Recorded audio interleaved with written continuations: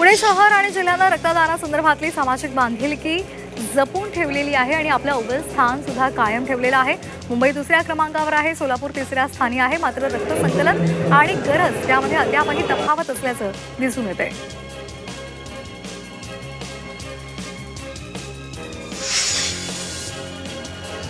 पुण्यामध्ये शाळेच्या पहिल्या दिवशी गणवेश आणि इतर वस्तू मिळणार आहेत। महापालिकेकडून 47.65 कोटी रुपयांच्या डीबीटीला मंजुरी मिळालेली आहे। त्यामुळे विद्यार्थ्यांना शाळेच्या पहिल्याच दिवशी नवीन गणवेश मिळणार आहे। पुण्यातील ज्येष्ठ व्यावसायिकाची परताव्याचा आमिष दाखवून फसवणूक झाली आहे। 5,31,37,117 रुपयांची ही फसवणूक करण्यात आली आहे। या प्रकरणात 11 जणांविरोधात चतुःशृंगी पोलीस ठाण्यामध्ये गुन्हा दाखल झाला आहे।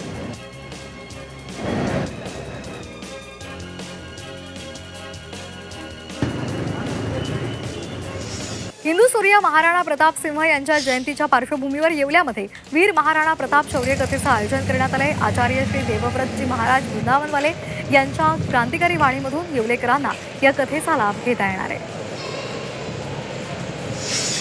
येवल्यामध्ये तेल्या रोगाचा डाळिंब बागांना फटका बसलाय। तेल्या रोगामुळे 3 एकरवरची बाग काढली गेली आहे।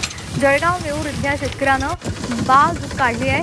तेल्या रोगामुळे डाळिंब उत्पादक शेतकरी संकटात सापडलाय।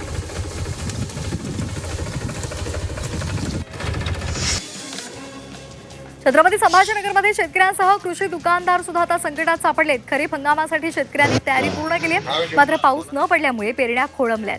दुकानदारांची ही आर्थिक कोंडी वाढत चालली आहे।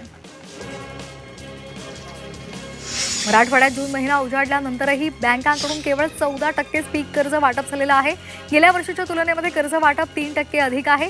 पेरणीच्या तोंडावर या शेतकऱ्यांना तातडीनं पीक कर्ज वाटप करावं अशी मागणी शेतकरी करतायत।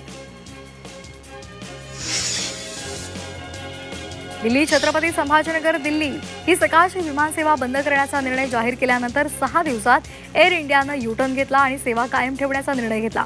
1 जुलैपासून नव्या उड्डाण क्रमांकासह सकाळची दिल्ली विमानसेवा सुरू असेल असं सांगितलं गेलं आणि त्यामुळे प्रवासी आणि पर्यटकांनी समाधान व्यक्त केलंय।